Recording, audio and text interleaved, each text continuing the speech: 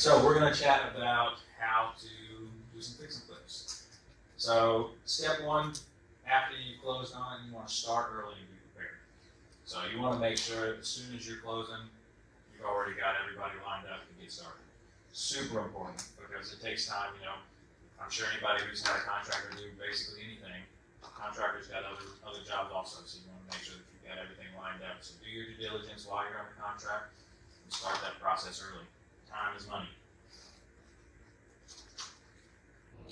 So do your research on features and finishes in your market. So just depending on where your market's at, whether it's going to be here locally in Roanoke, or maybe in North Carolina in the near future, or anywhere else, if you want to be a long distance investor, you want to make sure that you're doing research for that specific area and not where you're not investing in. Because brick ranches sell really well in Roanoke, but down in Florida, they may not sell as well. I don't know. I've never bought anything in Florida, not yet at least. So you want to make sure that you're buying the right houses and you're flipping them the correct way. It's all about your mindset when it comes to it too. You're not building your forever home. You're building a home that somebody else is going to live in for the most part. So you're building that middle of the line. Doesn't have to be perfect. Doesn't have to take forever. Doesn't have to have luxury finishes. Look up on Pinterest some cheap, shiny ways to make it pop. Things like that matter.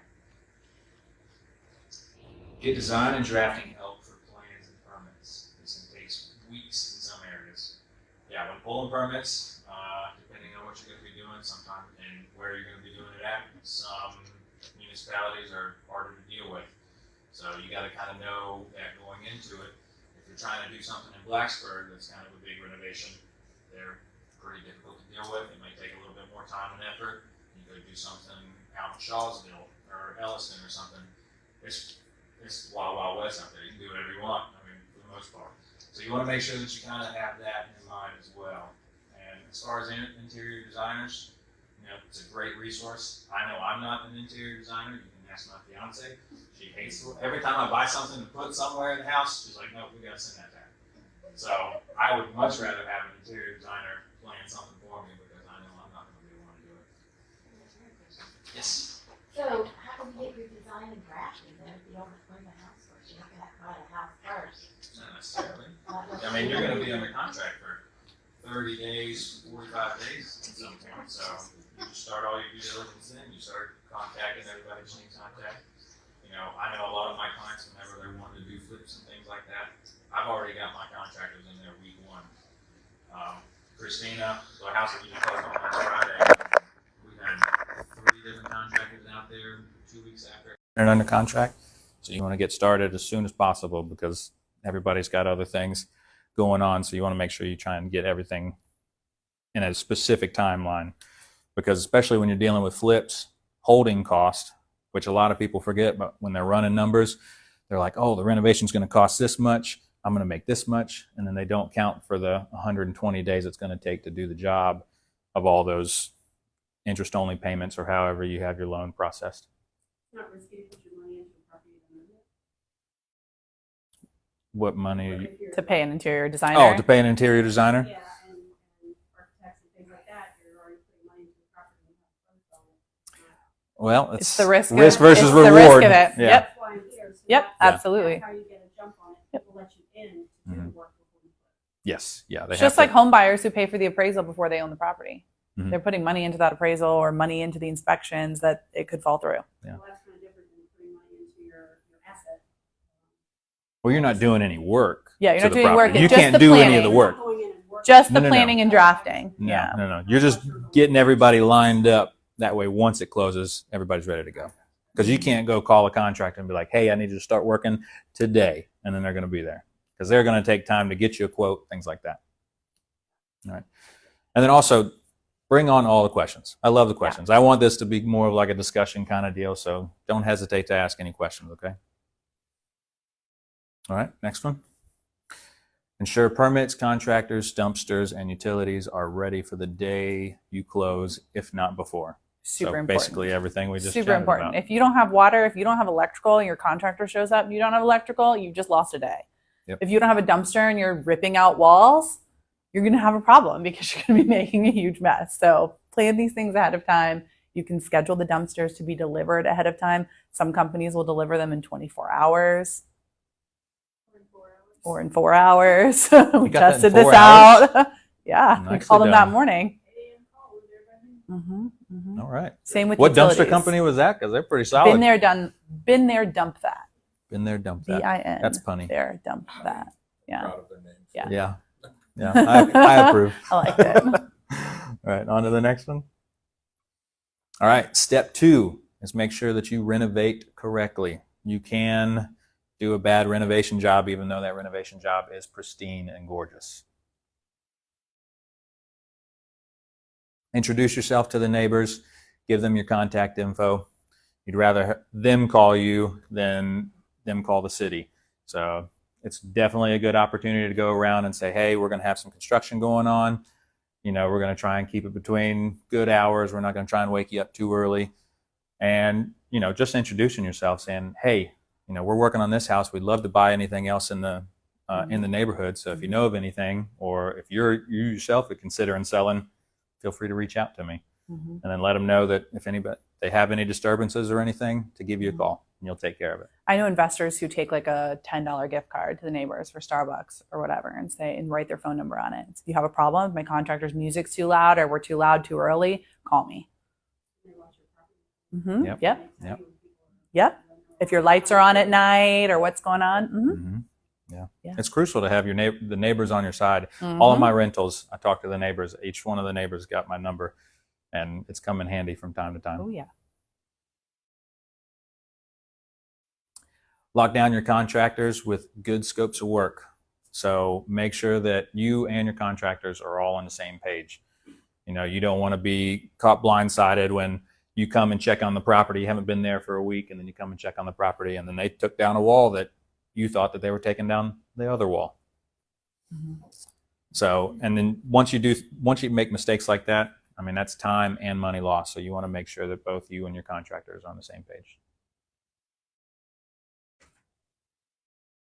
Consider a GC, a general contractor, especially if this is the first flip that you've done. The general contractor can outsource everything. He can subcontract everything. You might be able to save $1 by subcontracting everything out yourself. But that general contractor's already got good relationships built with these subcontractors. They know that they're going to get paid by working for this general contractor. So they're lickety split. Whenever they call, they come. So it definitely helps to have a general contractor. And it helps with that planning piece too, because you're making one plan, not 6 different plans with the plumber, the electrician, who's doing your drywall, who's doing your flooring. You have that one plan, and they're the head of all of that. Whole lot easier to manage one person than 16.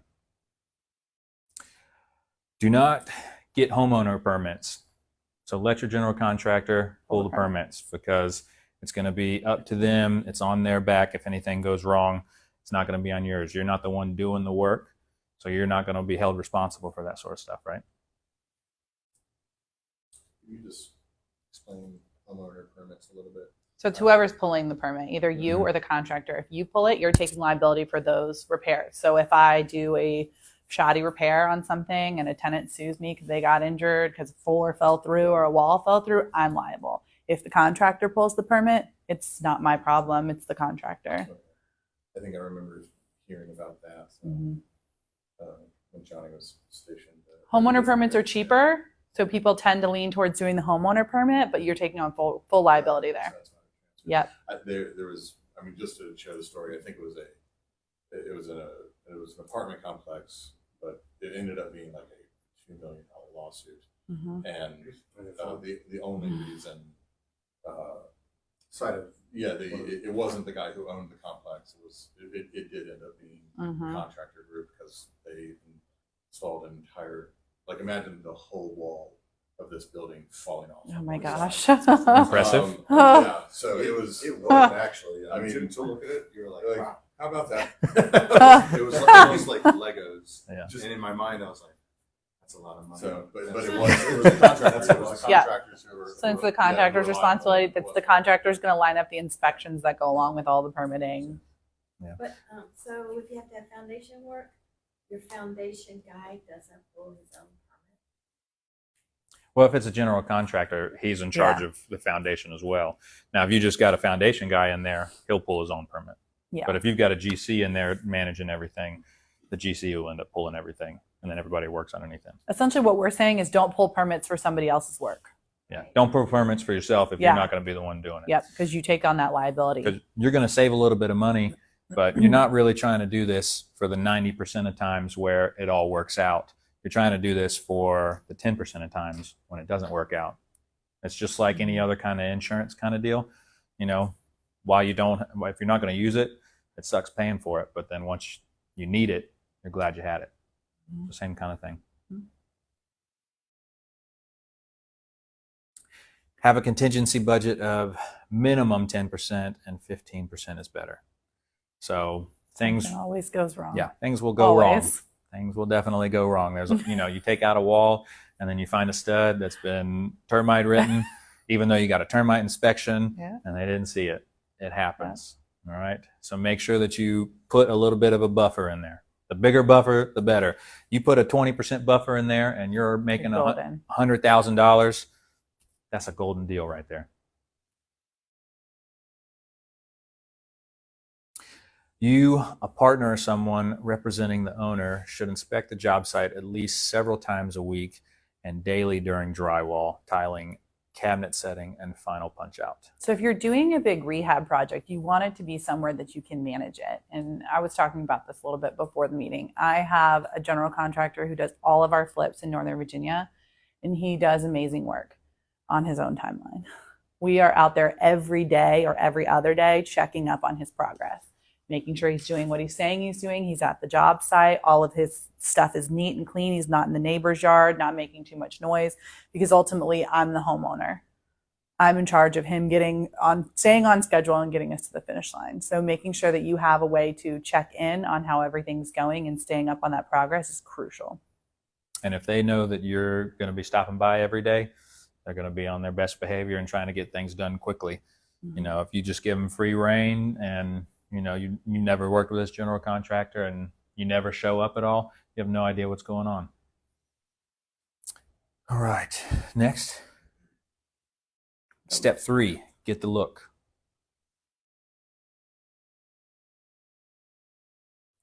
Renovate to the upper middle end of your target market based on comps. So you don't want to necessarily be the biggest, the fanciest, and the highest priced house on that street. You want to be somewhere between middle and the highest. Okay, you want to be that upper middle class kind of area. All right. If you don't want to be the least, because you're going to have an undesirable house, so you got to find that happy medium in between. Okay, it's hard to sell the most expensive house on a lot. Same goes with the features you're putting into it. And I think the next slide actually says this too. Yeah, look online, look at Pinterest, HGTV, any of those resources to find easy ways to fix it. You'll see later a couple of the flips that my husband and I have done. Everything's the same. Every single flip is the same. It's the same floor. It's the same cabinets. It's the same bathrooms. We use basic white tiles, beige or grayish walls. We keep it very, very simple because it's not our home. I'm not living in it. It's not going to be the fanciest. It's not going to be luxury, but it is going to look nice.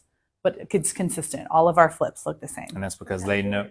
Go ahead. We do LVP. We've gotten lucky because 3 of our flips have hardwood under the carpet. So we've been able to refinish the hardwood and keep it most of the house. Nice. You'll see some pictures of it. Yes, we are. Everything's gray. I don't know why. I'm stuck on the gray. Everything's gray. You'll see. Everything's gray. It is. We've started doing grayish in some of them, which is that tan gray, which looks really nice. But a lot of the fix and flips we've done, when we bought them, the walls have been so nicotine stained that anything looks better than what it was. This last one we just sold, you took a picture frame off the wall and you could see where it had been sitting for 30 years.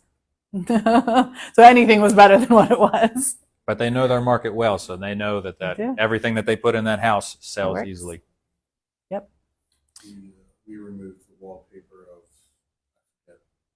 some bedroom, and it was that pink and green. Mm-hmm. The only way to describe it is if you saw a melon, like as wallpaper. But I mean this. And you kept it, right? Because that sounds great. It sounds fantastic. Everyone just showed the picture too. They're like, "Oh yeah, I mean, that was, Yep. everyone had that in Yep. the 70s. It was like, they did. Pink bathtubs, pink tiling, pink carpet. Pink toilets. Yep, pink toilets. Yeah. Yeah, I mean, yeah. It was, Yeah.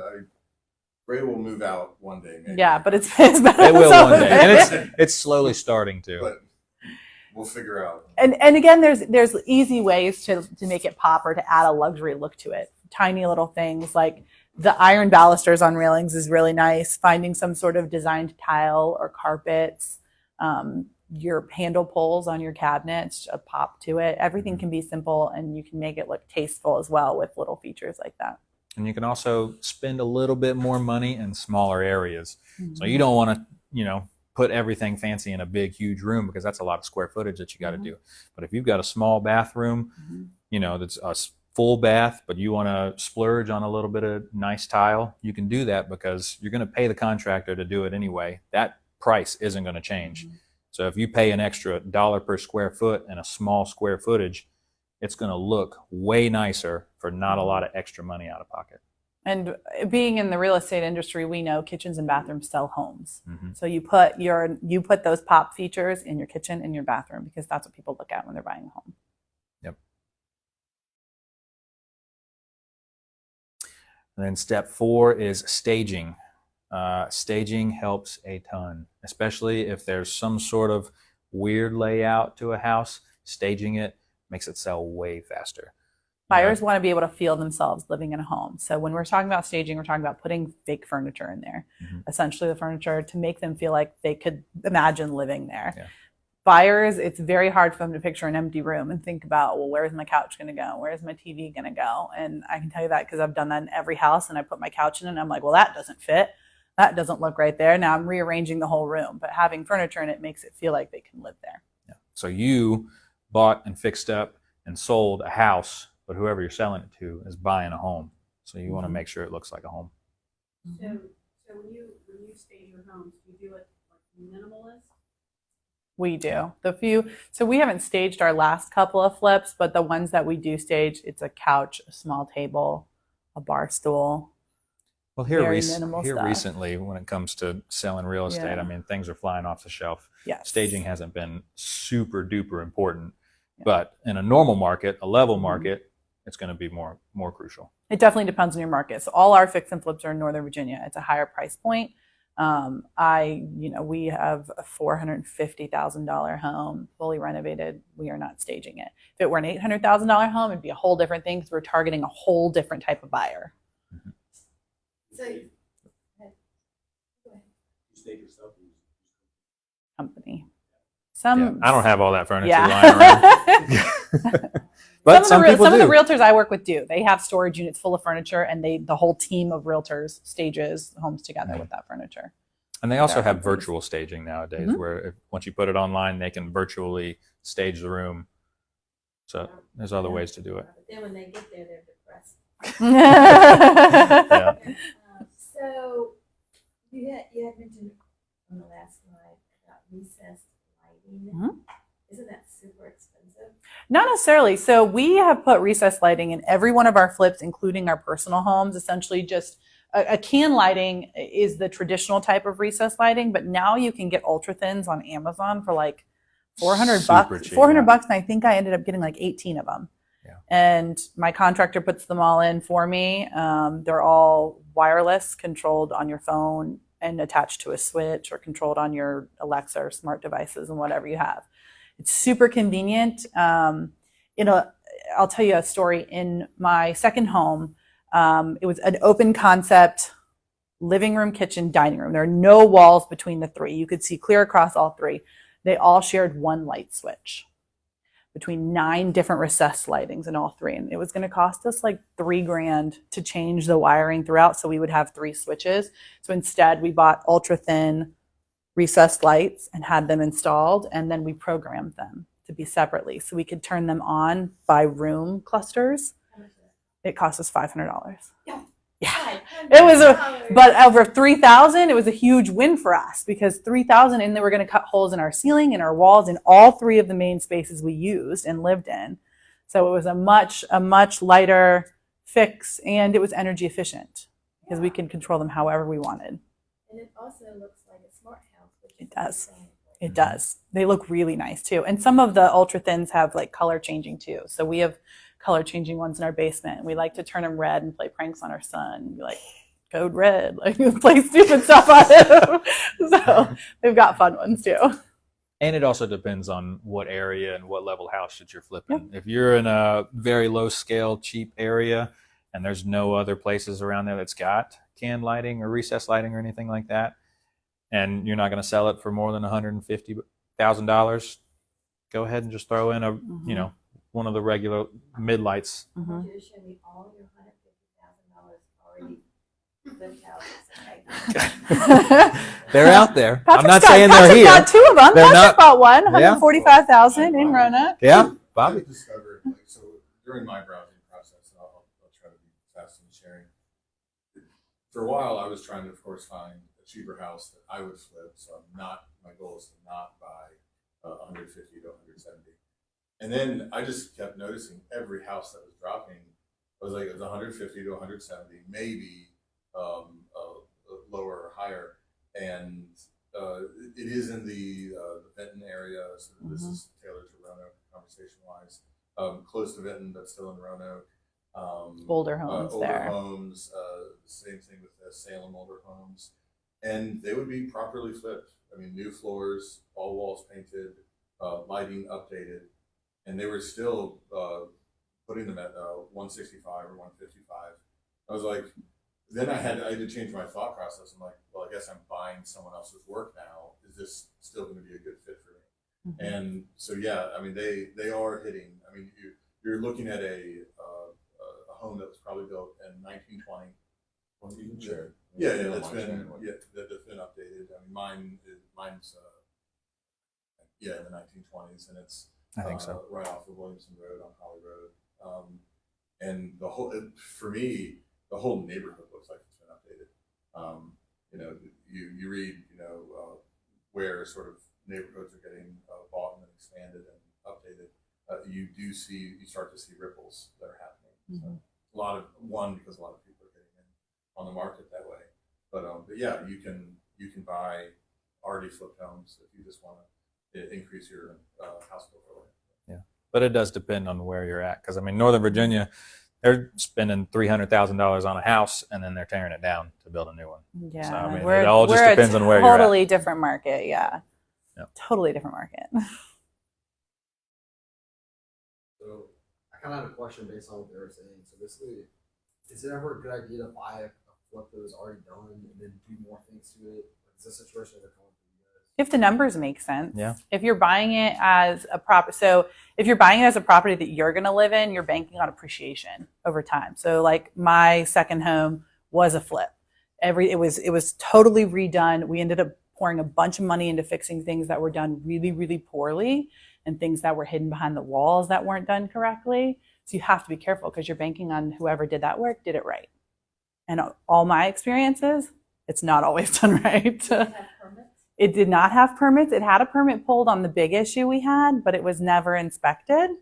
So we had an issue where the plumbing from the kitchen sink was not attached to anything, and it was draining into a hole under the bathtub in the basement, to the point that the whole house smelled horrid, and we couldn't figure out where it was coming from. And then we ripped out a wall. We found the puddle filled with 3 months worth of sink water and disposal and food and everything.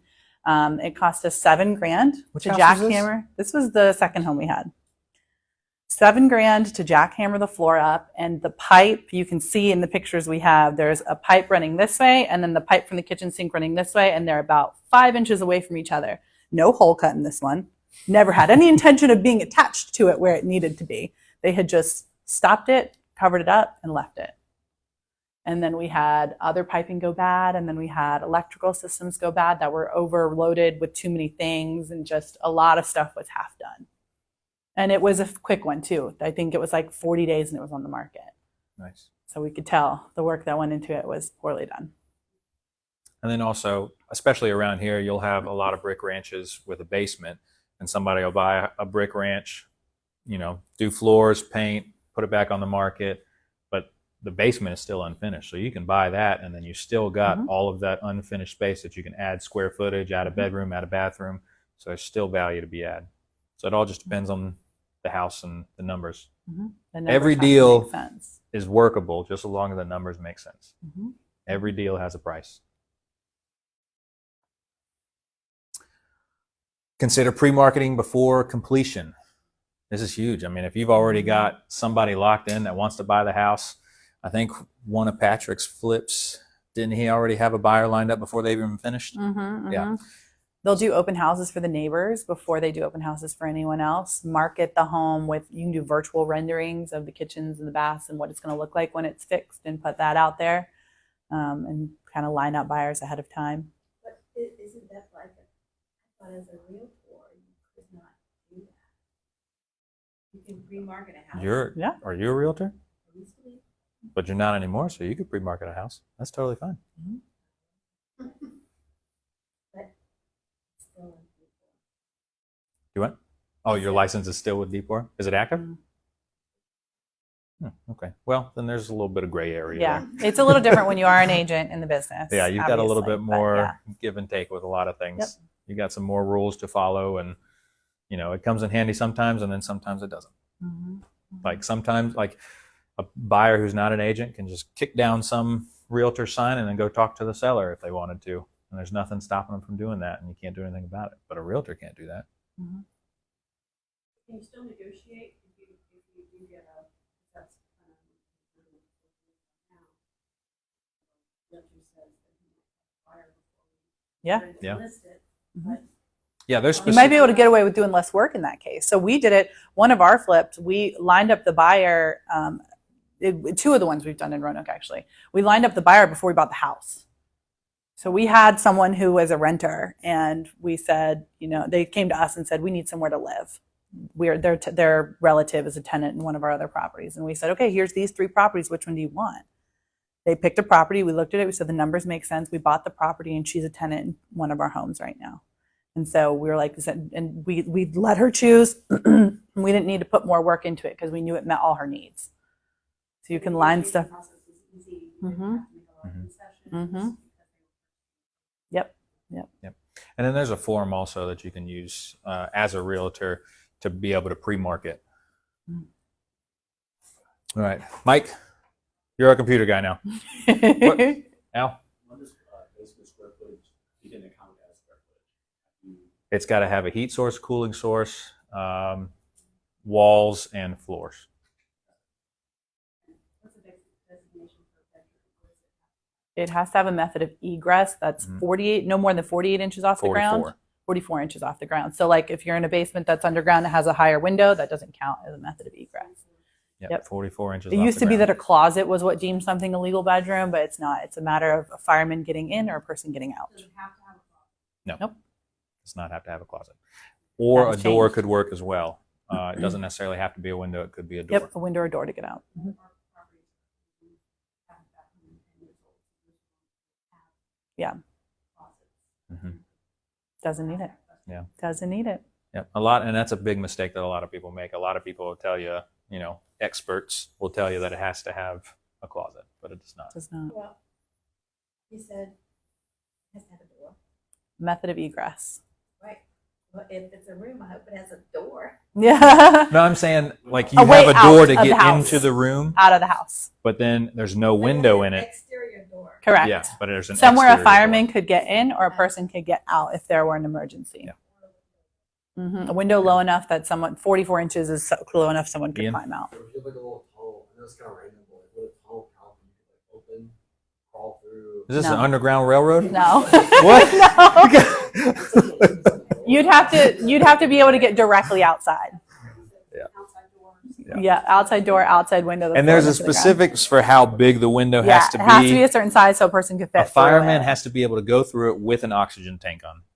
And I don't know what that square footage is for a window. I'd have to Yeah. look that up, but I know it has to be a certain size. You can't put a window in like this. Yeah, not And those then- tiny little basement windows. That doesn't cut Fireman it.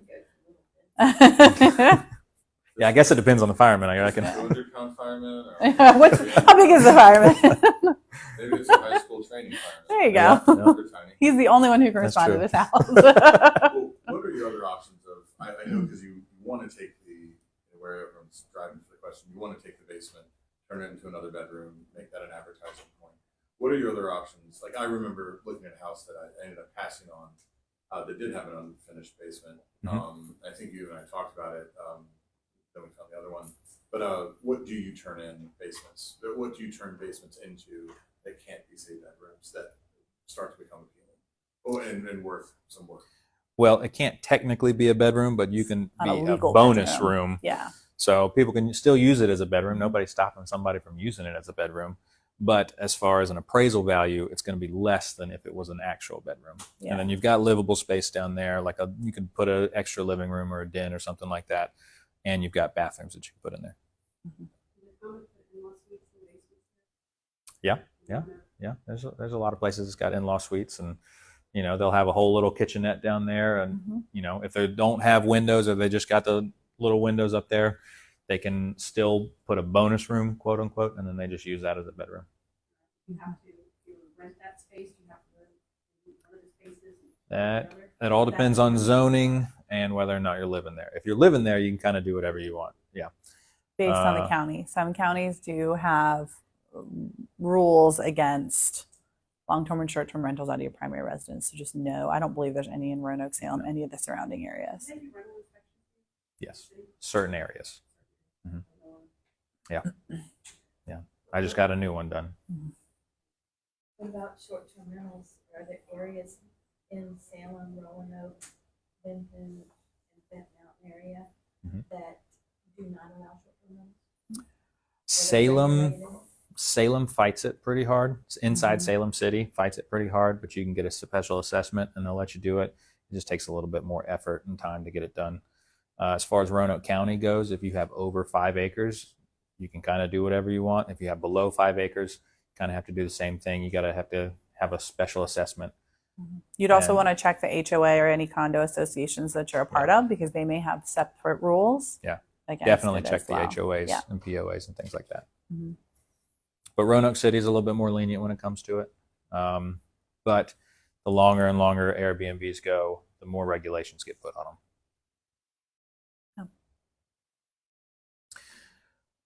Step number 2, use an agent. If you're not an agent, use an agent. Yeah. So we're pretty awesome at what we do. We do it for a living. So we're going to be able to tell you what it can sell for at the end. We're going to be able to negotiate for you. You may be an expert in everything. So if there's people out there that just refuse to use an agent, and that's totally fine. That happens all the time. People put FSBOs on sale and they sell them and they make tons of money. That's totally normal. But a real estate agent is a professional at what they do. So they're an expert on the market. They're an expert on the local market, and their job is to be your champion, is the way I like to put it. Yep. So we're going to bat for you. Yeah. Yep. Also, when you start to have a whole lot of questions, it's good to be able to message someone. Yeah. Yep. Take a picture of something and send it to them, and then get a response back. Yeah. Like when you're at work browsing. Yep. Even if it's at 2 o'clock in the morning. All right. 3, price to sell. Be aware of price bands and use fear of loss. So this is important. We just had a flip go on the market about 3 weeks ago. We put it on the market at $420 and it sat for 2 weeks. We dropped the price to $399 and it sold in a day. With multiple offers, right? With multiple offers. So when we talk about price bands, price it to your comps in the market. But if you're needing to drop the price, go to the lower end and think about what the next lowest price band is. So we priced at $420, but as soon as we said $399, anybody that was searching on Redfin, Zillow for under $400,000, now we're in their search history. We weren't before. Yeah. And if they would have done a $5,000 price drop from $420 to $415, it would have been the same exact buyer pool. $5,000 is not going to do anything, especially for a $400,000 house. Doesn't do anything. And in this market, you're more than likely to get it to bid up. So we dropped it to $399, but it went under contract for $405. Did it bid up? It did up to Yep, $405. We got 2 offers on it. Yep. And they bid each other up, which is why it's super important to have an agent that's going to price it well and correctly. And it's like pulling teeth trying to explain to somebody they think their house is worth $500,000, and if you price it at $500,000 and it sits there and sits there and sits there, everybody's going to assume something's wrong with it. Why isn't it selling? Something must be wrong with it. I don't want to go see it. But if you price it at $450, then it gets bid up. You get 5 offers on it, and then those people get emotionally invested in it, and then they get heated up because they know that they're competing with other people. Mm-hmm. And then, you've got that, you come across that one person who's put 20 offers on houses, and then they get fed up and they're like, you know what? This is the one. I'm going to get it. Bid it all the way up to 500,000. Waive everything. Yep. Waive everything. And then you got $500,000 that you were asking for, which you wouldn't have gotten had you priced it at $500,000. Yep. I see a hand over here. Okay. All right. That works. And that's what I said. If you have to cut the price, go to the next band down. So we were at 420. We didn't drop to 410. We dropped under that 400 band to hit more people's searches online. Okay, so for this part of the presentation, we are going to talk about some of the flips that we have done. So this is one of the first flips we did in Northern Virginia. The owner had passed away and the son had inherited it and really just wanted nothing to do with it. So we renovated it. These are all before pictures. So you can see the lovely pink bathroom. Yeah. That's in most of them. This carpet once, yeah, no, the toilet's white. It's just the pink just overshadows it all. And you can see how yellow the walls are from all the nicotine. Underneath the carpets was hardwood floor, beautiful hardwood floor in very good condition. This is after a little bit of demo in the kitchen. Mm-hmm. So we knew the son who inherited it. He is a friend of our business partner who works at the firehouse. So this was this one just kind of fell in our laps. But also, y'all never owned this, correct? Correct. So we never owned this property. He continued to pay the mortgage. We funded, and I'll get to this on the last slide of this too, we funded the renovations and then paid him back what his bottom line was and pocketed the rest. We've done it for 2 of them because we had negotiating power. We knew the seller personally. They were somebody that had come to us as a referral. They had inherited the home. They weren't living in the home. They knew what they wanted. And they said that we can either get you this price if we put it on the market. So this is in Woodbridge. So this is in the Marumsco side of Woodbridge, which it's all single level homes, no basement. This is kind of consistently what the homes look like in this area. Same style throughout the whole neighborhood. It's a 3-bedroom, 1 bath. That's good. Yeah. Is that good? Could we Is have that had it better? like this the whole time? Yeah, you like that? Okay. Uh-huh. He inherited it off of the will. So it had a short probate, but it was a very short probate.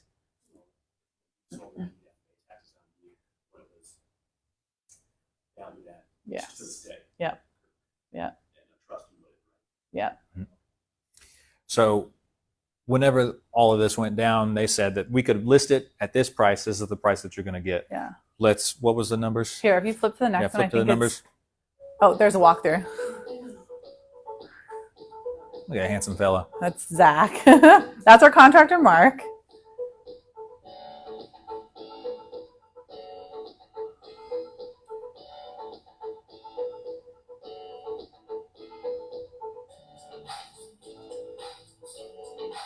Pink carpet throughout the house. Pink carpet and pink walls. That's a lot of pink. It was a lot of pink.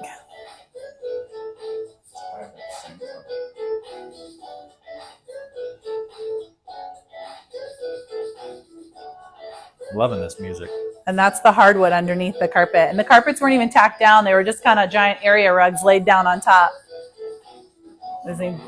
No glue, no tack strips, nothing.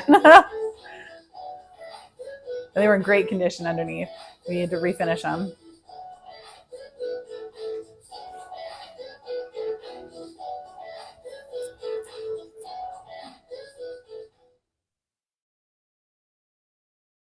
I'm glad the music stopped.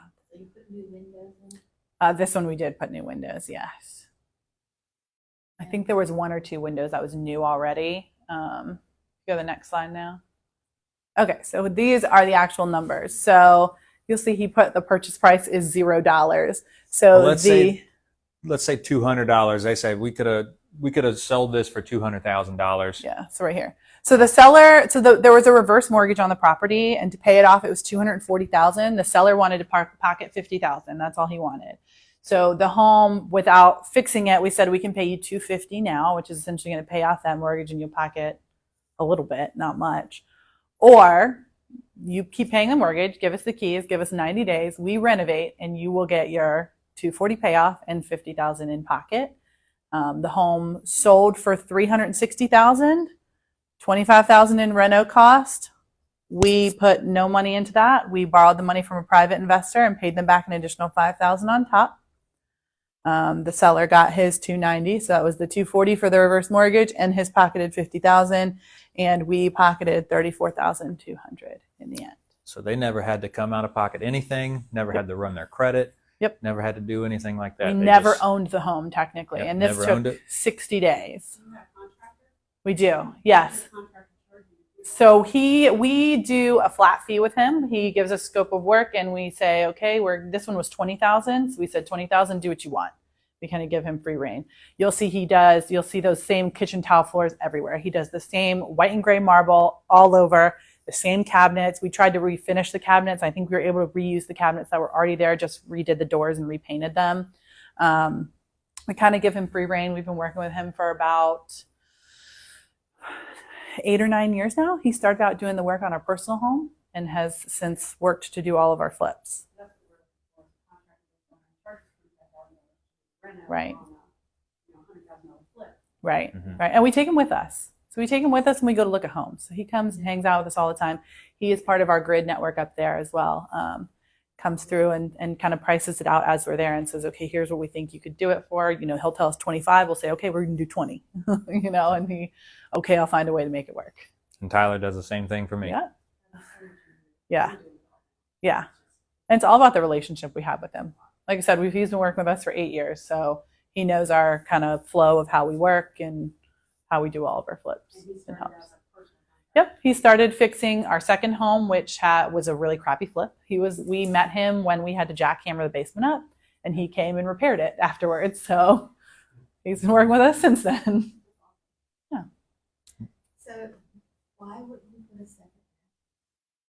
So there really isn't a space to do it. So these homes are all one level, very small. The kitchen is pretty small. And then you would take out one of the bedrooms to put a second bathroom in. There's really nowhere else to put it. They would be right side by side. Because when you walk in, it's a single hallway down, and it's bedroom, bedroom, bedroom, bathroom. So it would be bathroom across from bathroom if you put it anywhere. There's no basements in any of these homes. It's on a slab.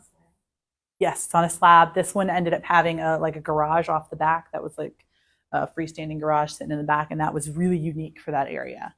So they're small homes, so they don't all have space for a second bathroom, but one of ours does, and I'll show you that one next. But also, I I think just that want one to is stay Oh. about that. Here, just pause it real quick. This is the same home, by the way. This is the after of that home. So did they refinish But- the floors or just? We did. We sanded them and stained them. Yep. And But so for all of our everybody's- kitchens look like this. You'll see. For everybody's biggest excuse for not investing in real estate is I don't have any money. But We've this never- whole we didn't deal, put any money into it. this whole deal is just one way to do it Yeah. without We- any money. We love borrowing money and doing it without our own money. Most of ours have been like that. The bath, yes. You say It- I know. Painting the outside with the red on the door made a huge difference too, because this is a home, it's on a corner, and as soon as you drive down the street, it pops for you. This was 8 years ago? This is last year. Oh, this is. This was in 2022. Yep. So you just started doing This this. was 2022. This was the second one. I can't remember. This is the second one. Yeah. We started have out both doing of them in here? long-term rentals first. So we have long-term rentals in Roanoke. We have 11 doors in Roanoke, and the fix and flips we do up there. Yeah. And then if you go to the next one, this is our most recent one. Same kitchen. You'll see, same kitchen. We ripped out a wall there to open it up. This one, I found it on Facebook. A girl, her grandmother had passed away. Her and her siblings were inheriting it, and they didn't tell us a price they had in mind. They said, look at it, make us an offer. They ended up getting 5 or 6 offers. We won it for $210,000. It is under contract for $405,000. We put $50,000 into repairs and refinishing it. I think we ended up going a little above $50,000 though, because we ran into a plumbing issue when we removed a ceiling. This one, we added a second bathroom. It was a 3-1 and it was a 3-1.5, and we converted the half bath into a full bath in the basement. We removed the baseboard heating and added those mini splits in the corner, so it has heat and AC in each room. It's really nice. It turned out nice. Yeah, it's a good starter home for somebody, and it's in a great little neighborhood there. So you go to the next slide. That should show the numbers. Yeah. So purchase price $210, renovation $50,000. Again, no money into it. We borrowed all of it. We borrowed $260 from a private investor. It's under contract for $405. We did have a hiccup with the courts when probate. So it took a little bit longer to close. It took us 60 days to close because we were waiting for them to get the will sorted out. So we found it on Facebook, so it was kind of an accidental. We refinished the hardwood floors that were under the carpet, painted new roof, 5 mini splits, which is the heating and AC units that we put in. Kitchen cabinets were new, the flooring, the appliances, added a shower in the basement. The LVP flooring is throughout the basement. The concrete stairs on the side were falling off the house. So we built a wooden deck over top of that, took out the kitchen wall, turned it into an island. In the end, we paid the investor back $286, commissions and seller concessions, and we'll pocket $96,850 when we close in August. So the investor got 26. They gave us $260, yep, and they got 26 back in a total of 120 days. Yeah. Still not, my bad. Same principle, still not your money. Correct. Still not, Yep, we put no money into it. that's incredible. You want to pat yourself on the back. Capital gains, how does that work when you're looking around the So all of our homes are done in an LLC. We do set aside taxes for each of them out of this $96,000. So we will pay taxes out of that as when we get it. What did you And set it pay aside. your private? He got an additional $26,000, so he got $286 back, Oh, and he invested $260. And he's a friend who had money to kill. We called him. We said we need $260,000. He said, send me the address. Let me run the numbers. He did. He called us back. He said, it's yours.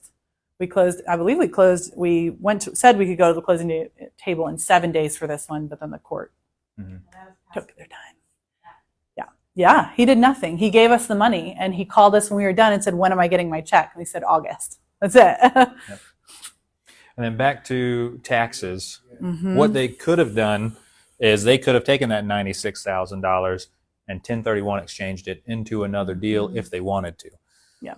So, but I mean, it all depends on how you want to do it, what you want to do with the money. You know, if you have other things that you want to use that money with, you know, there's no way around that. But if you don't need that money and you want to dump it into the next project, you know, a lot of people will do a flip to fund a buy and hold. They'll do a flip, pocket $50,000 to $100,000, 1031 exchange that into a buy and hold rental, and then they're in that buy and hold for basically no money out of pocket because they got it all from a flip that they did, and then that was 1031 exchanged, gone in there for tax free.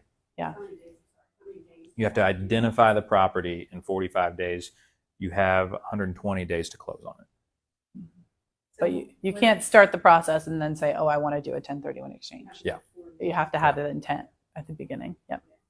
So if you don't have a 1031 due, what commission of that goes to tax? 25% is what our tax guy told us. He said But it also depends on- 25%. Capital gains is what, 30? Is that state or is that fed? That's a good question. That's a Patrick question, though. It also depends on your accountant. Yeah. I mean, and the way that you keep track of everything. I mean, if you're really good and diligent about keeping track of all your expenses and things like that, you know, there's different tax loopholes and things like that. I mean, I'd love to say I know them Not all, a but tax expert. we have an accountant who We handles all we that. use the same accountant. He's in Every Roanoke. time He's we go awesome. to do our taxes, we say, Help us. help us, because I feel like I owe too much. And then all of a sudden he works a little bit of magic and he gives us a very small number. Yeah. And I'm like, all right. And it helps to That have a works. financial advisor or a CPA or whoever does your taxes who is knowledgeable on investing and investment properties and And he owning is. long-term and short-term holds. Hamid? Yeah, it is great. Oh, He yeah. also he's a family friend of ours. he also used to work for the fantastic. IRS, so he knows what the IRS looks for to flag something. He's fantastic. And, Who's Who's the accountant? Hashaminejad?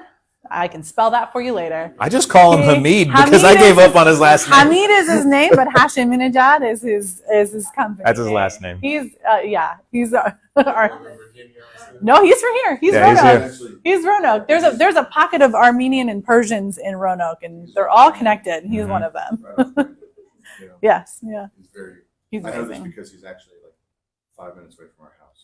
Mhm. So 2 turns. Yep. We're at his office, which was the irony. I was like, oh, I'm running. I'm Yeah. He's fantastic. Yeah, he's fantastic, and it helps to have someone to answer these questions because again, we're not tax experts. We lean on him for a lot of stuff when it comes to tax time. That's even the benefit of using agents. I know that some people start to look at the contract and are like, this agent's getting 3%, this agent's getting 6%, and I'm just making up numbers right now, but Or by the end of it, $24,000. that agent is Mhm. worth that percent. Mhm. Oh yeah, and you'll find out if they're not. You get references, ask around. But I mean, when you start to look up videos, and you know, Dave Ramsey is probably one of the most famous, but he has a 3 to 5 minute video about why he's like more people have skipped using an agent thinking they're going to save money and then spent more money because they didn't use an agent because they have no idea what they're doing. Yep. It's like it is really just better to be like ask around for a good agent and know that they are worth that percent, and mentally just get that out of your head because you're barking up the wrong tree. So that's why using them. We agree with that. I really enjoy the process. And plus, a good agent is a resource not just during the transaction, but basically lifetime after that. A good I mean, I agent's like tell- the mob. They're connected to everything. They've Yeah. got a referral for everything. I said that, I've had clients tell us that. Even Yeah. moved towel from you. Well, that was family. That was special treatment for family right there. I can't. I guess if I have that hammer jack. She told me you did like 2 foot earlier today with your little hammer jack, and you did it one handed like nothing. Well, I used it for 10 minutes. I used one for 10 minutes, and then I broke it. So it pays to have a good agent who does tile work. Only the demolition, not installing. All right, I think I have one more. That's me. Yep. So this was the other home. So that first home that ended up with the red door, this home is the same style. It's 1 street over. Again, owner died. Kids wanted to get rid of it. They said, we'll do the same scenario. So we never owned the home. We said, we'll give you bottom dollar. We'll take the rest. Go next. And did you meet them because you? Firehouse. We have connections with the firehouse, and they are all connected to the firehouse, which is down the street. Nice.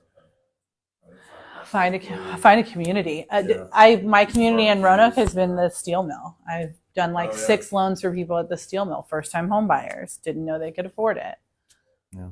And plus, just telling everybody that you're an investor. Even before you're an investor, you don't own a single house, but just tell everyone that you know that you're an investor and you're looking for houses. Yeah, so you can see the kitchens were all very small in these, but they're very similar layout.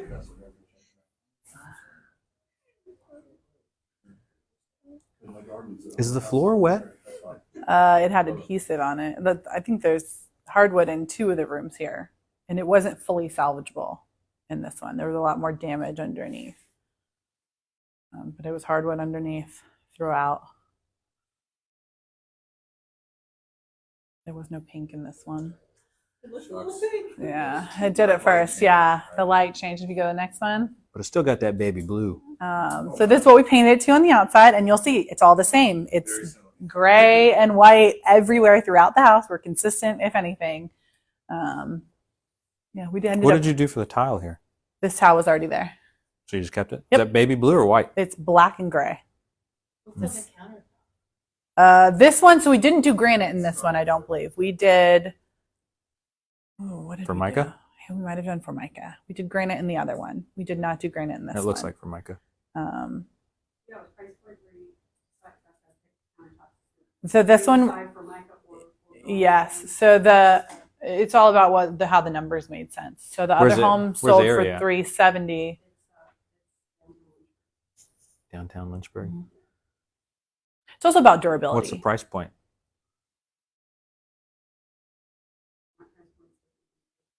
I'm pushing it. Are you looking to flip or rent it? living up Yeah. in These homes, it really didn't matter how we went because the kitchen, the counter space was probably only about this wide So I'm seeing with a lot- sink cut in. So we didn't need a ton of granite anyway. I'm seeing a lot of wood Yeah. countertops. Butcher block? Butcher block. Are you Yep. seeing that? You can buy butcher block from IKEA and oil it yourself, and it's stupid cheap. Yep. Really? Yep. Also, I think like $400. I think my last one Mhm. was. Butcher block's super popular. if you haven't, Roanoke has a very good rehab store. I don't know if you guys ever talked about that. Yes. Yeah. Restore. Oh, you should go. The restore is great here. Like they are not all equal. I've been Yeah. to some rehab stores or restores, whatever they're trying to rebrand it now. Habitat for Yes. Yeah, Habitat. The restore. Oh, the rehab. They're all They're Habitat for Humanity stores.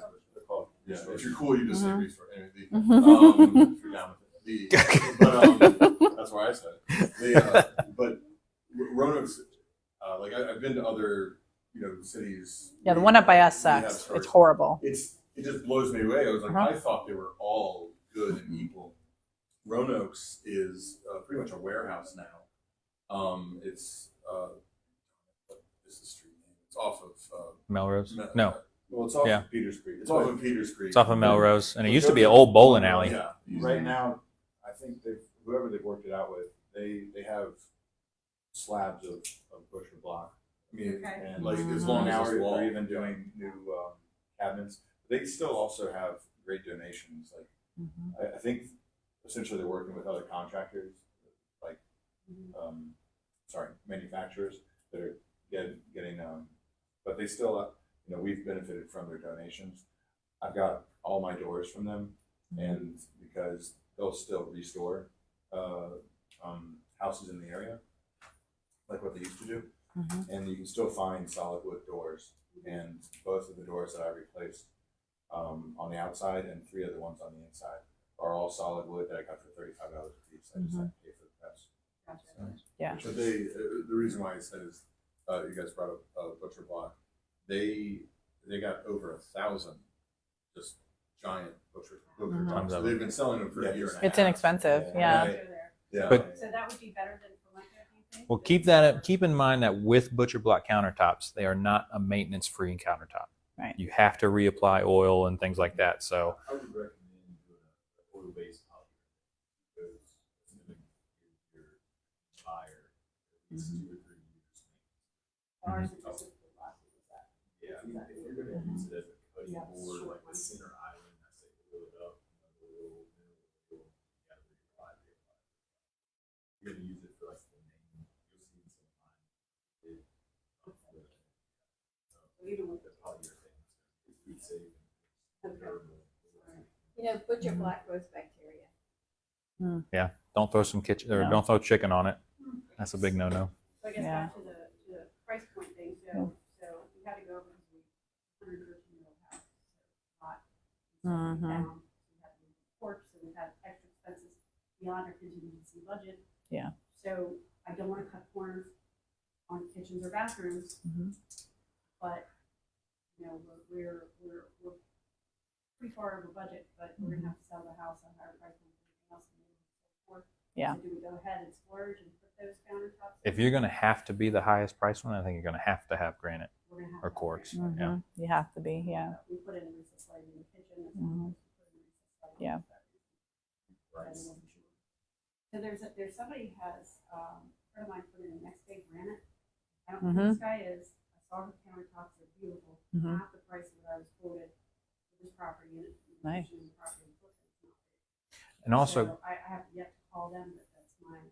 Yeah. I found that the darker the granite, the cheaper the granite. Yes. So if you can do Yes. dark granite, Darker granite is it'll be cheaper. cheaper than if you throw on like a Mhm. white marble looking granite. Mhm. Yeah. That's what So- all of ours are dark for that reason. Easy, and they love Yep. them, so it doesn't matter what countertops. Yeah. Yep. So if you can get a White cabinets and- if you can get a Yeah. black one, We have then I would black go that way. counters, and every time we've done granite, it's been black. And it's stunning. I mean, It is. Mhm. It's a really great contrast adds with white something cabinets. Mhm. to a kitchen if it's white. Mhm. or Mhm. countertops. Yeah. All right, move on to the next one. Sure. So IKEA is not out here, is it? And you can't even get it delivered out here because you have to have a special, IKEA has to have a special place. What? 3 hours away. I it's think- south. Hey, you down for a little road trip? Where? Where Where is that? There are some think in North Carolina, I think. There's one in North Carolina, and then there's one up in Woodbridge where I Charlotte? live. I think they are connected with DAT though. You could find a box truck delivery service through DAT, and What's DAT? it's literally it's the Like a direct delivery company? Yeah, well, it's probably international, but definitely all of the United States. If you need a truck to do something, you can essentially post a job on their site, and then drivers will bid for that job. It sounds like the and- Restore is the way to go for Butcher and- Block. yeah, They've got it. The Restore is definitely the way to go, but Yeah. the reason why I've been looking at DAT is, of course, just other types of looking at investments, and I'm trying to find investment on where people park trucks and then drive trucks away. The box truck market is really growing because all of the long bed trucks can't keep up. So 24-footer box trucks is really where it's at right now. Both, if you're going to become a driver, The DAT system. and the DAT is the DAT system. It's essentially Facebook for truck drivers. That's really what it is. It's posting jobs, finding jobs, and then getting someone to perform said job. That's all they do. And then they'll work day out. yeah. I mean, but there's even people who, I made it sound like it was complicated. There's people who you can just give the job to them and they will do the rest of the work for you. They will find the driver who's down there, and then they probably even have a driver already going through. So they want to limit their deadhead hours. They'll be like, we would love to pick up something from IKEA and then drop it off to your place because it's just right on the way. Where there's a will, there's a way. Oh, yeah. All right, we'll So if move you on hit to the next, next one. you've got the numbers for this one. So this one sold at $340, took 60 days. Again, we told the seller we can pay you $240 now or $275 if you let us renovate. $25,000 in reno. Profit was $29,800 on this one. Paid the seller $275. So And this everybody one was wins. owned outright, so there's no mortgage. She pocketed $275. How did you find this one? Firehouse. So the owner died. The child that inherited it was connected to the firehouse. We have a really good network of people in the firehouse. I gotta And go we got hang out at these some two back to firehouses. back. So this house and the first one, literally one street over, and we got them within 2 weeks of each other. So our contractor finished one, popped over to the next one, and finished working over there. You didn't do any mailers?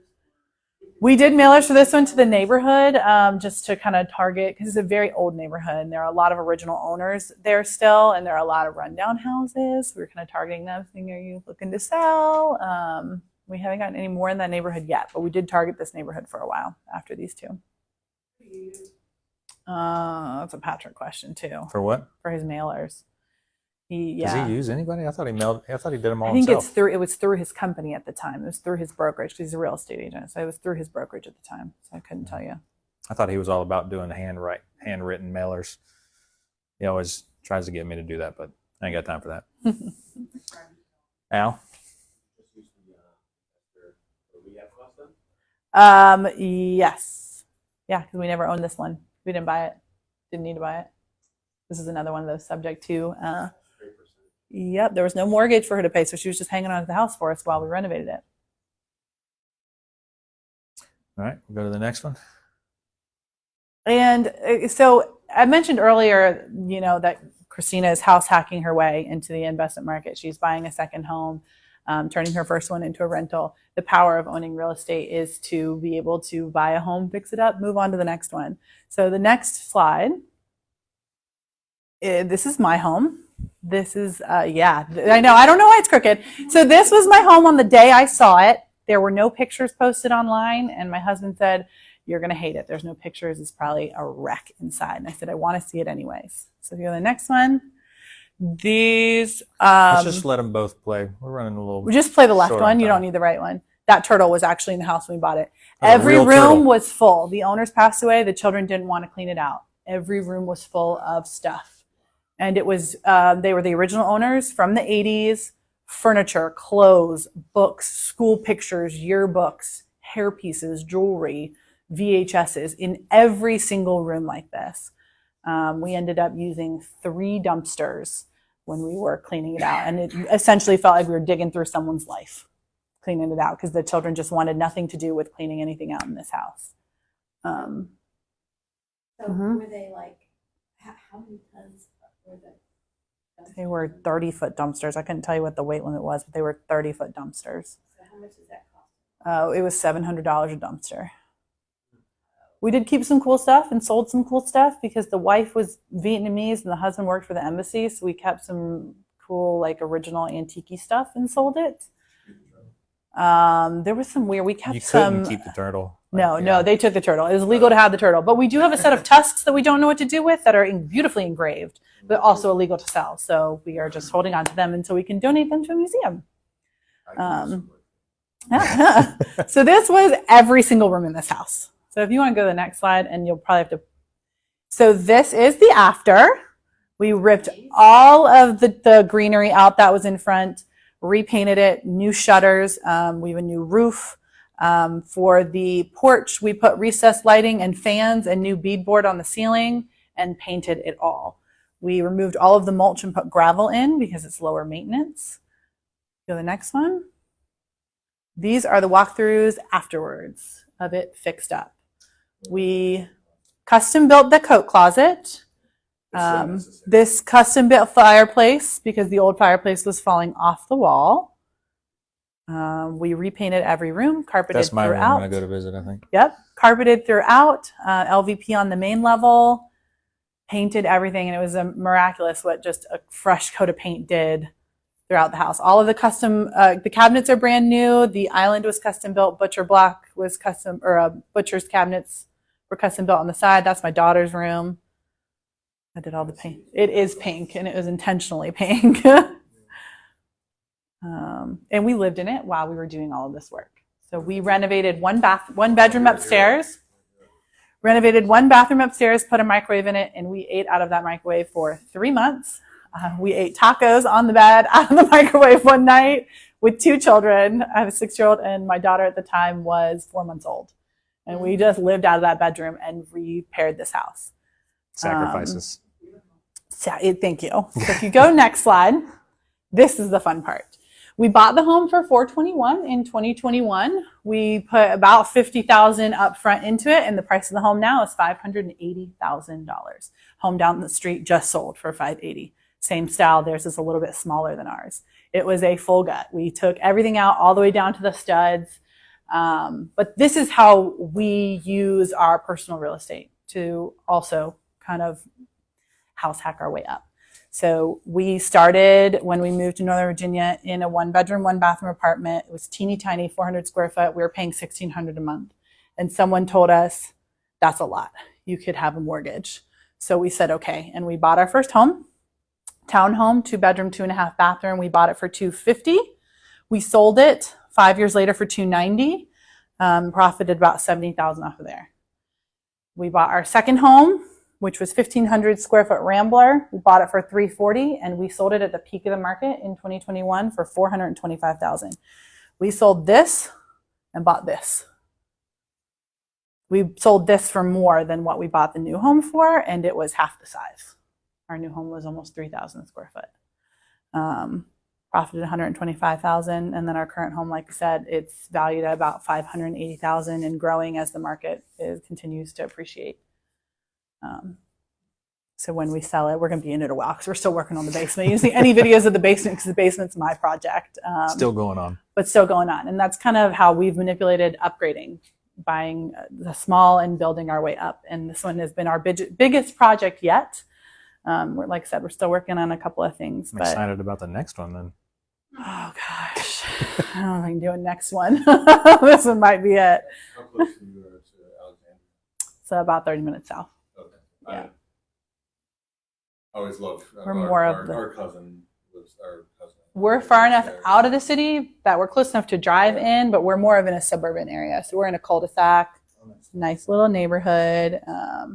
Yeah, but this is similar to like what Christina's doing. She owns a home. She's fixed that home up, loves living in it, but is ready for something new. She's buying a new home for 5% down. and gutting it and redoing it and gonna rent that first one out and start cash flowing. And then she's going to have 2 assets. It's going to be Yep. appreciating the whole time. Yep. Nice, So nice mood that's- music. I like that. We go to the next one. And then now we're going to talk This about is Tyler. Tyler. He's my go-to contractor and business partner, and he's going to go over some of the flips that he's done. And then we're also 5 minutes, 35 minutes. I mean, I don't think they're going to take this out, but we got it till 8:30. I'll try to be quick. I did not have near the slides of the pictures. My guys were a bunch of doers. Yeah, so we didn't. We were awful at taking before and afters. If we have them, it's accidental. This was a 3,600 square foot Victorian. My client, actually, so shout out to Kelsey Frazier, my girlfriend, who awesome fiance. Awesome realtor who loves putting pieces He's in together. so much trouble now. She's connected me and investors for several deals. I guess I've been doing this for 3 years. We've done 6 renovate and resell. 2 of them actually during the renovation, clients decided to hold them. One became an Airbnb. And then the other in South Carolina is kind of a different story. But anyways, we'll go to the next slide. Yep. Good This way is to put the it. front. I don't normally do a landscape package. It's my opinion. I'm a contractor. You need me to do the things that your average homeowner can't do. I don't think, unless it's awful, I don't personally see the value in the landscape package. But guess what? I work with realtors that tell me what I need to do. Yeah. Yep. I can't understate the team aspect of making a renovation and a resale happen. I don't know price points. I don't know the market. I let the professionals do their part. They let me do my part, and we have a really good success rate. Next slide. Yep. Same house, refinish the floors, paint, some electrical. This was one of my first. I ended up running the numbers on this, and I did it for $33 a square foot. I'm a sucker. Next slide. No, it was a great jump start, man. That put me on that project did. So And then tell them a little bit about the plaster situation in that one. How that was well, handled. so I don't have information or pictures of the one I was on before this. Same investor and realtor team. But I was she was holding 2 properties and needed to get one going, and I wasn't done with the first. So she kind of got some guys in there that took advantage. She paid $9,000 from some half-assed drywall. We had plasters, so the old home lath and plasters falling in, so we had to resheet everything, 1/4 inch walls, ceilings. And that speaks to the part about you get one guy to cover everything. Both of these deals, I agreed to prices up front. The first one I did for her, I did 14 days of free labor. It wasn't free. I was paying material and my guys, but not charging my client because I agreed to a price up front. And even though we kind of ran into just experience issues, and I eat that. So you had plaster walls and you didn't take them out, or you did take them out? We did not take them out. No, we refastened new sheetrock getting into the framing is going to hold all that up. Thinner drywall. It's quarter, extra thin. 1/4 inch to 3/8, so we didn't have to retrim anything. That What was old. underneath the plaster was sheathing, Well, so underneath the plasters, wood slats, and the plaster's starting to come off of those wood slats. So it's just too expensive to be able to replaster Yeah, it. the It's hard to demo find a pull good down. plasterer. Yeah, we actually shopped around. That was a big delay. We were shopping around for a guy to come in and try to refinish everything, replaster, and then I found a good drywall contractor that I used on several after this. But, So that drywall is just another idea to deal with plaster walls. yeah. That's why I wanted to mention Okay, it. I wasn't sure. Yeah. Be creative. It's just a really good strategy. Yeah. Who do you like to use? Well, now I've got a guy on my full-time guy, Jagger. He's not for hire. You gotta go through him. Roger Mead was the guy. He's out of Floyd that did these here on this Victorian. But What was it cost to cover a 2,000 square foot house? Look to spend around $350 to $420 a square foot for quality drywall work. Yep. Mhm. So I've never tried to replaster anything. It's tough. 2 times I've ran into it, we're hanging over it. Goodness. Yeah. So you said 350 a square foot? That's for plaster. No, that's drywall. Hang and finish. Plaster is just tough to do because whoever's doing it has to be amazing at it, or else it's not going to look good. Right. It's just so noticeable when you have to replaster something over top of the plaster that was already there. It's Well, just super noticeable. If it's starting to fail here, it's probably starting to fail here. You know, it's not. The last thing I want is somebody coming to me with we tried to replaster a section and the ceiling fell in a month after we left. Oh, gosh. Yeah, so we refastened everything. That's also why I try to Oh, well. avoid houses with plaster. That's one of my key points in trying to find a house. Yeah, this is kind of a breakdown.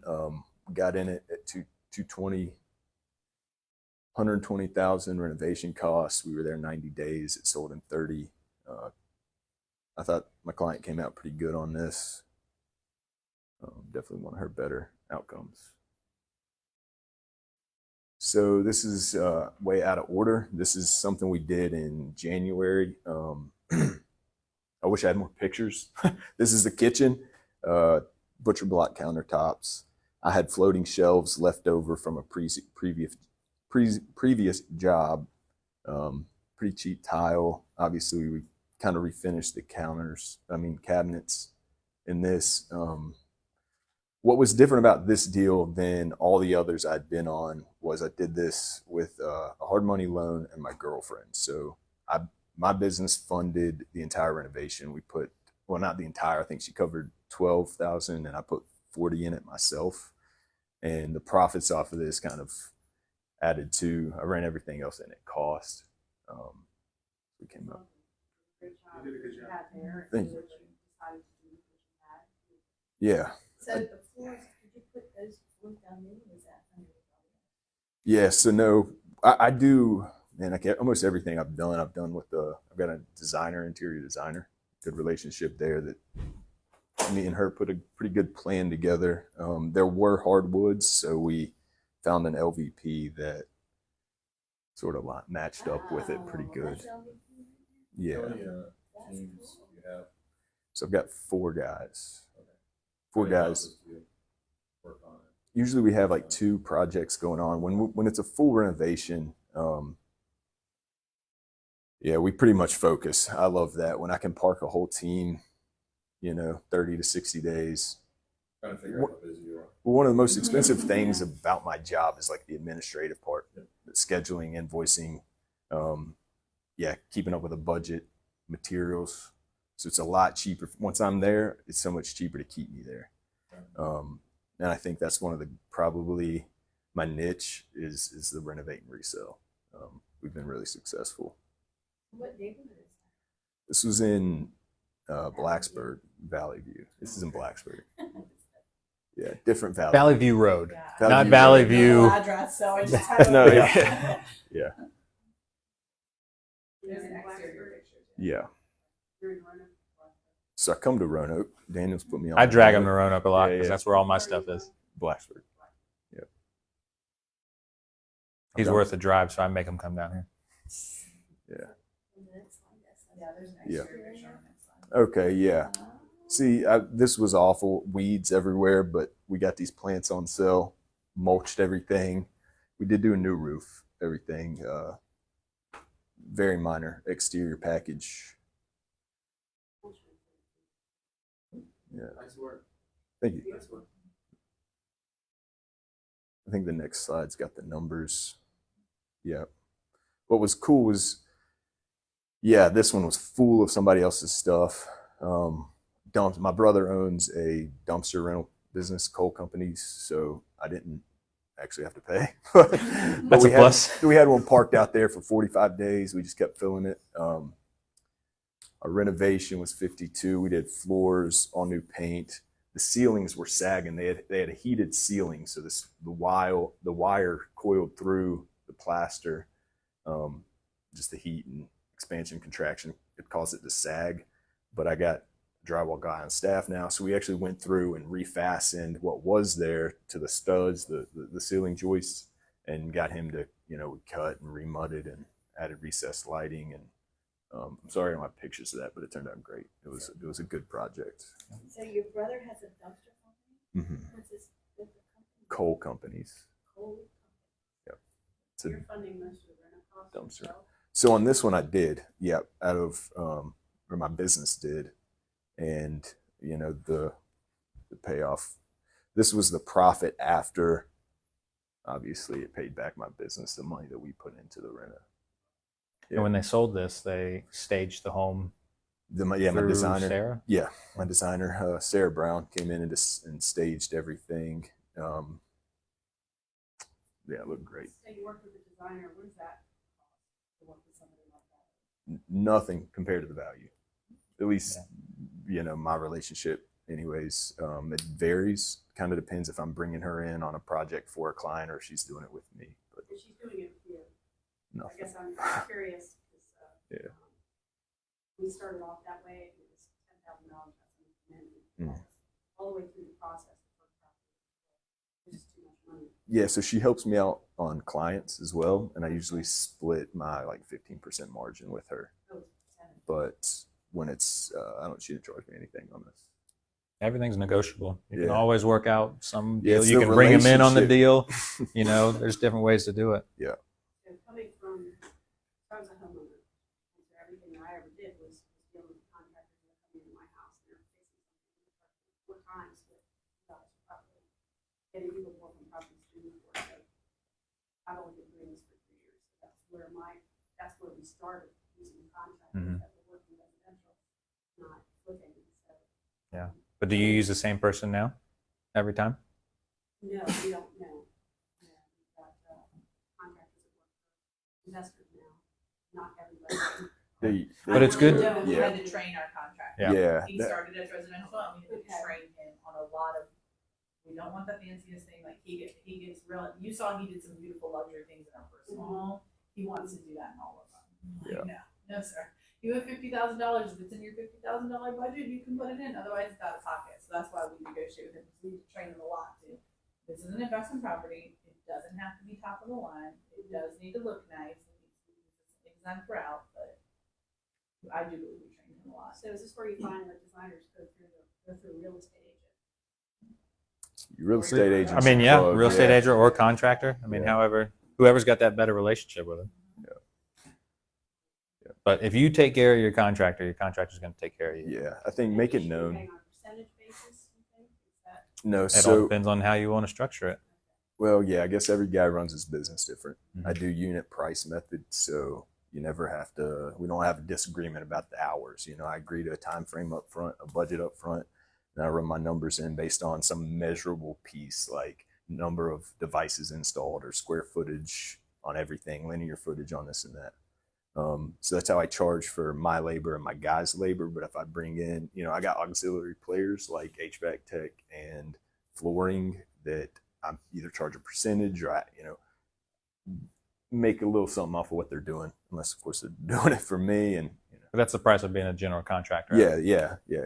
That's again, man, let the professional do his job.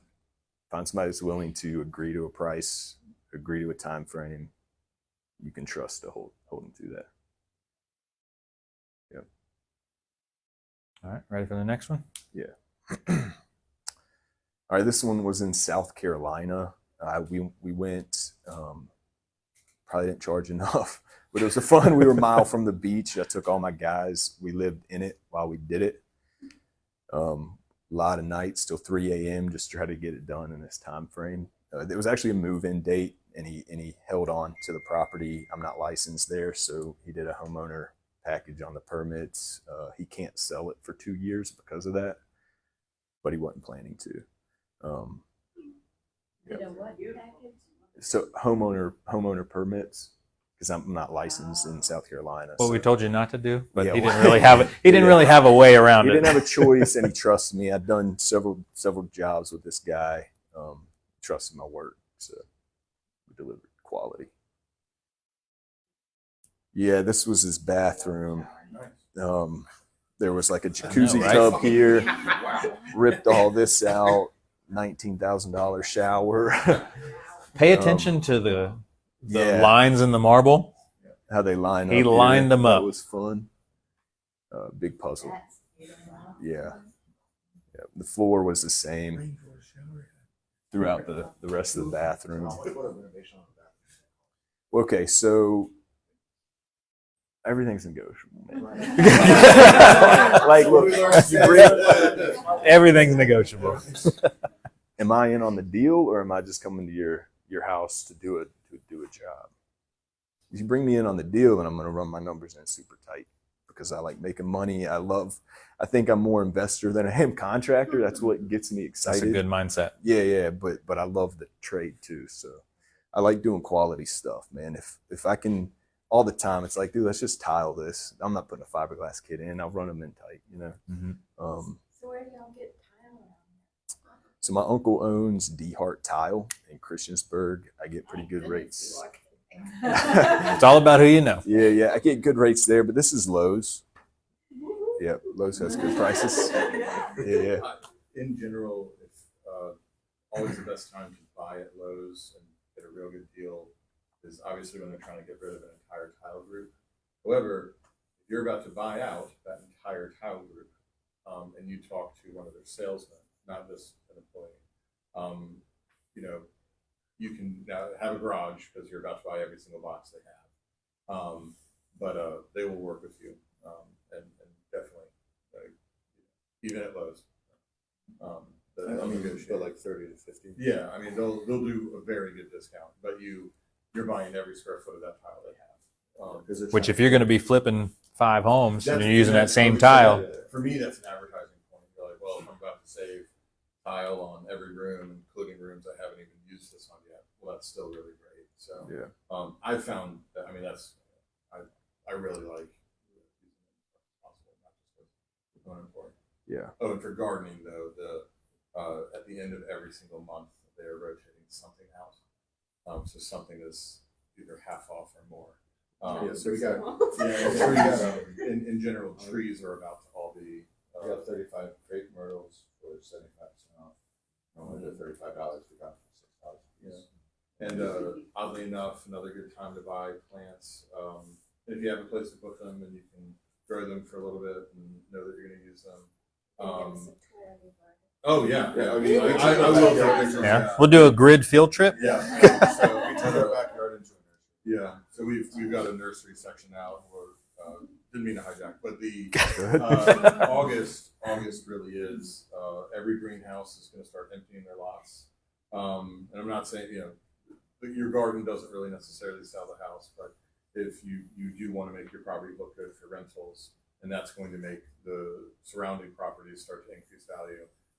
Everyone wants to live on a good, clean street. So if you make a clean street infectious, then your properties are going to see gains. And so, anyways, August is the time to buy. 'Cause You they have gotta clear out the You have a greenhouses. great outlook. I love that you trying to share knowledge with young people and improve your community. Yeah. I think that's when I look at a house, at the end of the day, man, like I'm negotiable on prices because I just like doing a quality job. I like delivering. I like seeing people win. But if a stranger calls me, I'm building out a shower for like $40 to $60 a square foot, build waterproof tile. But when it's a deal, we're trying to make something happen, that number's a lot lower. This was the hall bath, same house, gutted it down, mapped the tile again. $400 mirror. One of my guys tried to bounce it off his toe, chipped a corner. So I had to order a new light up mirror that's like hardwired in. But you ate that cost? Yeah, I eat that, man. Yeah. I got a reputation, pretty good reputation for being honest. We'll see on another one. I'll vouch for that. Yeah. If you put a frame on the old one and hide the chip, and then use it somewhere else in the other room. I've got it in my storage unit. We do a lot of wood projects. Whenever I guess you could, yeah. Whenever I see mirrors that are about to get tossed, if they're thick enough, Yeah. I was like, well, it can become a wall mirror real fast. Nice. Good frame. Yeah, I didn't have a ton of information on this one, but it was an expensive renovation. The kitchen, man, we did granite countertops, all new cabinets, flooring throughout, paint, lots of tile in the kitchen. We did nice, like custom wood slat accent pieces, cased out. It was actually modular, so we cased out like the seam of the house to kind of make it look more intentional, like a beam and a post. This was probably unique for a couple of reasons. Number one, he still holds the property, and number two, it sounds like he's in a tourist area. He's right by the beach, Yeah. so the potential for short-term rental is different than rehabbing the home. Yeah, And I'm yeah. pretty sure he refinanced it afterwards. Right? Yeah, he did. I mean, this was a smart guy. I don't have his numbers, but it probably made sense for him to dump that money into it. Is it realistic that you do this traveling multiple times a year? Kelsey Nah, Frazier I'm gonna keep him wouldn't too busy. appreciate it. I'm gonna keep him too busy. Yeah. Yeah, Kelsey and I was gonna keep my him too guys busy. loved it. Kelsey did not. My girl did not. But Your fiance. my fiance. Yeah, Yep. I'm here for you. Thank you. Looking out. Yeah. It was fun though. So this was in Blacksburg. This was the smallest renovation project I did and took the longest by far. We stripped everything down. Some of the rooms were able to keep the ceiling, but everything else was down to the studs and the subfloor. We rewired the entire house, replumbed the entire house. It's only 800 square feet. We put a tankless water heater in it. And then, of course, the reconstruction.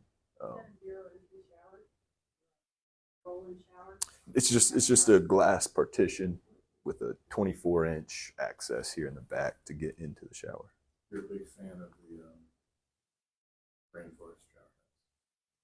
My clients are. Okay. I don't pick anything. I think it's, I feel after looking at it that I deserve it. I deserve it. Yeah. Well, you just bought a house, so we can put it in there. I'm gonna be redoing the kitchen in the back. Yep. You don't want me picking anything, and my guess is you don't want most of your contractors making those types of choices. You want to pick your finishes or have your designer do it, and let them do the how. Let your real estate agent figure out what. A designer figure out, like the look, the finishes, and then let your contractor figure out the how. Well, most of that type is found in the Hearst Mansion. If it's good enough for the Hearst family in the 50s, it's good enough for That's me. right. All right. No. It was small. Everything in that house was small. It was cool. Yeah, wrong way. Man, he got that. Oh, okay. You Was remember that it? That was it. Well, on that one, I know he bought it for 120. I think he got it reappraised for like 240, 250 halfway through the renovation. Is that the same mirror you used as the previous? Yeah. Same client, same mirror. How You much like was them? it in that? 56. That was rewiring and replumbing and everything. Yeah. But only 800 square It's only foot. 800. square Not a feet, lot of yeah. pipes. Yeah. Mother-in-law suites are really popular. Had ADUs, up by us, ADUs are super popular. Like Yeah. room over a garage, tiny home in the backyard. Not an EDU. ADU, an accessory dwelling unit, essentially it's separate from the main living quarters, has its own kitchen, bathroom, and living area. Legally rented out. Part of the home, on over the garage or tiny home, she shed type thing in the Mhm. backyard up by us. I think ADUs are about to come. They will be. Yeah, with that on. Yeah. What you think? Where did you get the mirror? How much was the mirror? And then, She really likes the mirror. It's part of it. Yeah, it's part of it. It's hardwired in. We had to pull a new circuit, so there's a junction box and wires in the wall there. It is part of it. It's touch. The different sizes were like 400 to 600. where did you get it and how expensive was it? I don't. At Amazon, I don't know. Again, I let my client buy the finishes. That way, it's up to them. Yeah, I don't want you to. Yeah, I don't want to be. Yeah, I don't think it has to be, but it was. Yeah, it was the van. Regular box, you have a light. Yeah. I like it. Great. Thank you. Sorry, I don't have more pictures. Yeah. Yeah. You really nice work. Yeah. That Thank worked. And then the owner, Airbnbs that, and he makes a killing. Yeah. I think we ran numbers on it one time, and I think he told me he was making $3,000 to $4,000 a month off of that. So he got it really in just the perfect spot. Blacksburg does not allow Airbnbs at all. You can, if it's your primary residence, you can Airbnb it for 8 days out of the calendar year, which a lot of people rent it out for home games, make $3,000, pay their mortgage for the next, 2 months with that. But he got that right, like here's the line in the town of Blacksburg, and it's sitting right here, right at it. And so he rents it like hotcakes for Airbnb. I mean, it's a spectacular location. So what county is Blackbird? Montgomery County. Montgomery County. So Montgomery County doesn't have as many restrictions, but the town of Blacksburg has all the restrictions. So he got that right on the outside of town. Is there a reason why? Another time. Politics. Yeah. That's why. They don't want their town to turn into Northern Virginia. They'll change eventually, but The it's just whole not state, changing the whole yet. state of Georgia, you can't Airbnb unless you own a primary residence in Georgia. Didn't know that. Interesting. Every state, every township is gonna be different every HOA. It's a lot more nuanced in the short-term rental game. Yeah, all those people that own the hotels there, but I'm just guessing because I don't live there. But all those people that own the hotels, they don't own Airbnb. Oh, of course, Yeah. Yep. Yeah. That's truth. So any more questions, maybe from the contractor point of view? Again, I partner with people that are better at the numbers part, the real estate part. But I've been around contracting, and I know how to deal with knuckleheads. I know how to get things done. I'm a man of my word. Push things through that way. Is there any questions on that side of things? Oh, thank you. Yeah, good work. Thank you. Thank you, Tyler. Yep. All right. Well, The any next slide. This is the resources for give you me that guys too. We have a Facebook group. If you're not connected to our Facebook group, it's Great Valley Investors. The live stream from today will be posted on our YouTube, and you can RSVP for our future events on the meetup. That's just a couple of ways to keep in contact with us.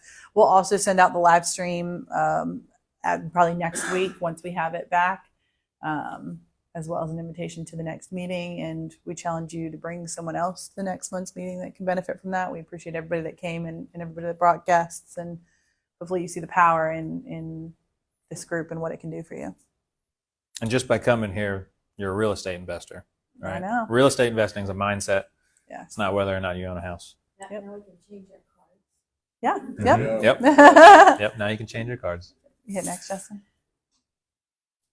And then if you are looking for more education, if you go to freegridpass.com. So Grid is a nationwide brand, and all of the slide decks, all of their pre-recorded masterminds, their podcasts are all free for you to access. So if you're looking for other ways to learn, it's a really good resource. They've even got some like sample contracts and forms and stuff in there. So if you're looking to get some resources, that's a great place to go. Yeah. A lot of information. A lot of stuff. It's all free. They just made it free like 3 or 4 months ago. So that's pretty new still.